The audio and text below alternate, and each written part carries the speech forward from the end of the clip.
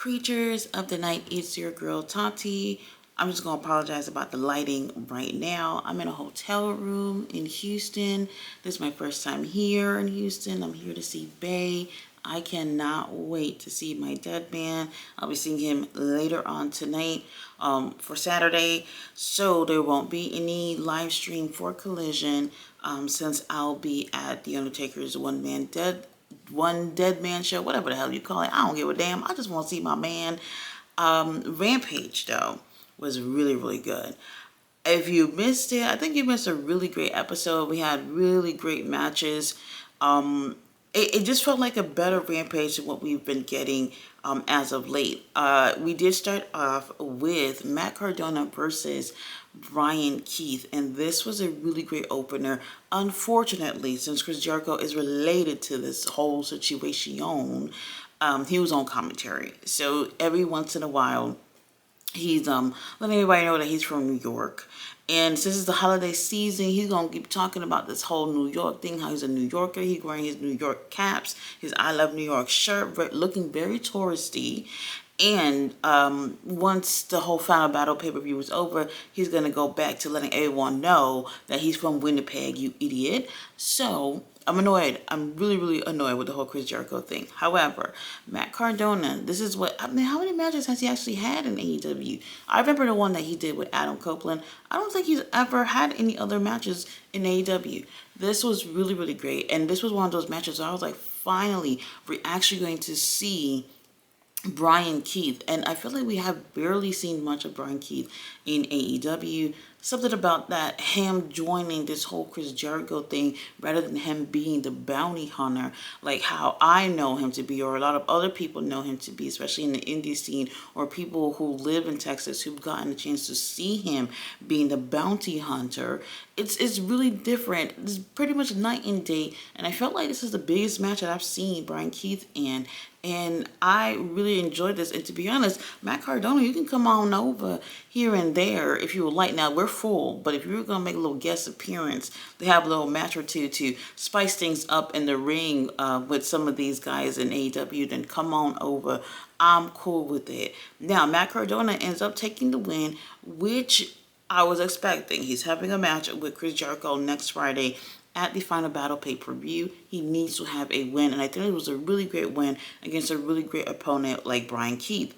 After the match, he ends up having a stare down with Chris Jericho, and we already know what's going to happen. They're going to be going for that title match next Friday. Very interesting, very interesting. For the first time ever, actually seeing a full-length Ring of Honor advertisement for a pay-per-view.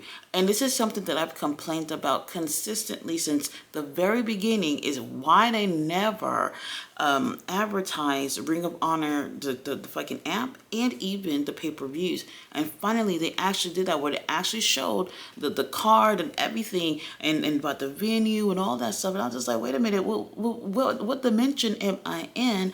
I couldn't even believe that was happening. So Tony Khan it looks like they're trying to make a difference when it comes to Ring of Honor. And if they're using Chris Jericho to do that, I don't see it being much of a difference with Chris Jericho. But it's a start to maybe something much better for the Ring of Honor promotion. Great.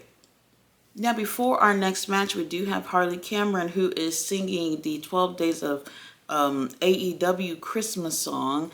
I'm going to say this. I'm in love with Harley Cameron. Like, she is fucking killing it. I love her personality. Don't care too much for the singing, but that personality is just absolutely fucking killer. I love it. She is actually up next against Toni Storm. Yes, you hear that, Toni Storm. There's actually been an outrage of people being upset about Toni Storm returning to AEW. And not only is she's not in the timeless Toni Storm gimmick, but she is on Rampage for her first match back. And I have to say, I do find it peculiar as well.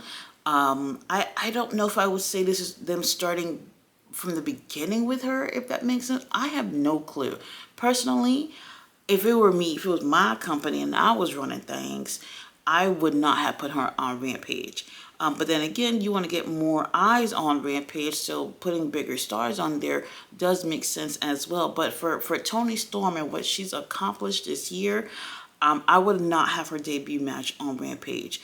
Preferably Dynamite. If we couldn't do Dynamite, it would be on Collision.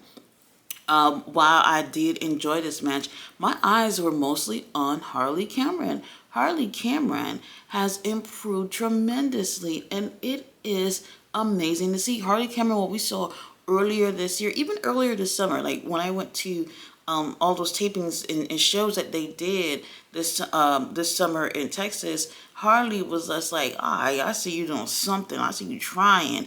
But this time, I'm really seeing the difference. And part of having these wrestlers, especially wrestlers who are less experienced than others, are having them be in the ring with really great workers, and that helped them look great as well. So Toni Storm also helped Harley Cameron look good. And Harley, the sky's the limit for her. I'm really, really excited to see what we're going to get with Harley in the future. But right now, Toni Storm is back, and I know more people are focused on that.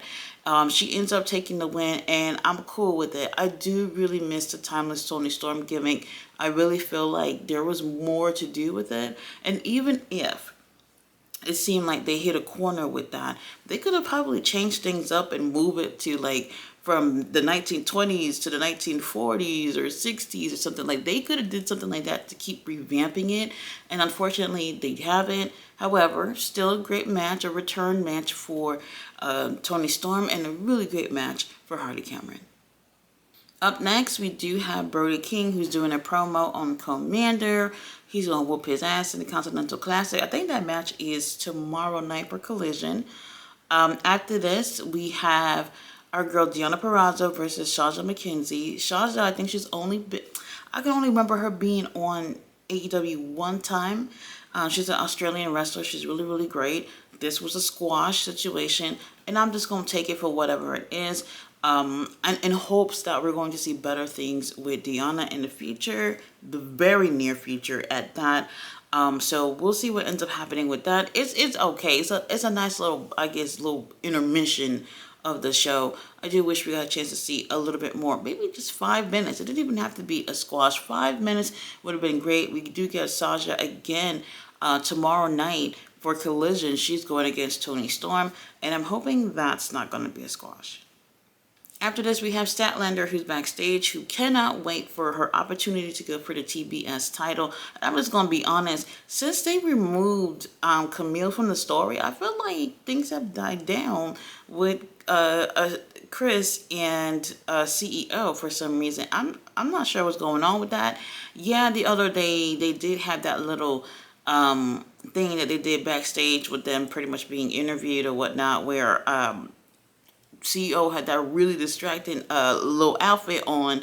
But other than that, things have died down in terms of, I guess, the intensity of their beef or whatnot. Something about it has to pick up before the pay-per-view, before people can be a little bit more excited for that match. Now, after this, we do have Tony Schiavone that calls out the Don Callis family. They have, I guess, something to say. When I tell you, the booze that they were getting was just, oh my God, it just warms my dark heart. I love heat. I love natural heat where people are just getting booed. They're getting drowned in the booze where you're kind of struggling to hear what they're saying. I love that Uncle Don is a perfect heel. We got the whole Don Callis family that is getting that heat too.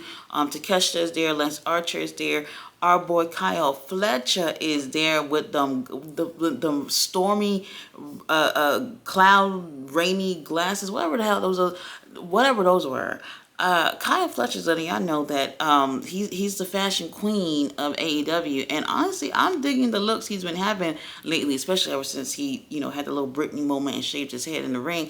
I am absolutely digging it. Probably other people don't care, but I love it. Long story short, it's just a PSA for the whole AEW and how they taking over and they ain't scared of nobody, especially not William Ospreay. William is trying to be like Kyle Fletcher, I guess if that's the case. And it kind of feels like it with the new hairdo and kind of with the new look that William has had these past few weeks. So it kind of feels like it's a little bit true. And before they end their little promo, Uncle Don is basically saying, and nobody back there can come in this ring and whoop their ass or whatever the hell he said. And here comes Powerhouse Hobbs. Oh my God, big, black, and jacked. Oh my God, that man, beautiful man. Comes out with Mark Davis. Mark Davis is looking better than what he's looked like since he came back to AEW.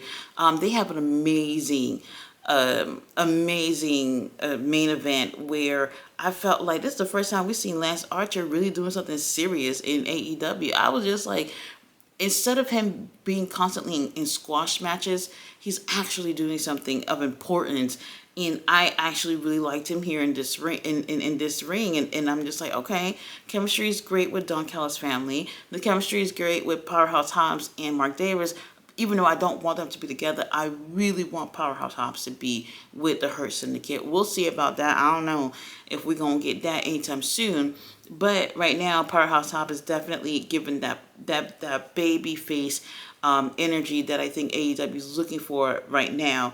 After a really great main event and having Uncle Don save us on commentary so I didn't have to mute them, we do have Powerhouse Hobbs end up taking the win, pinning Lance Archer. That final moments of the match was just Powerhouse Hobbs and Lance Archer, and he gives him a beautiful spine buster for the win. And I really enjoyed this.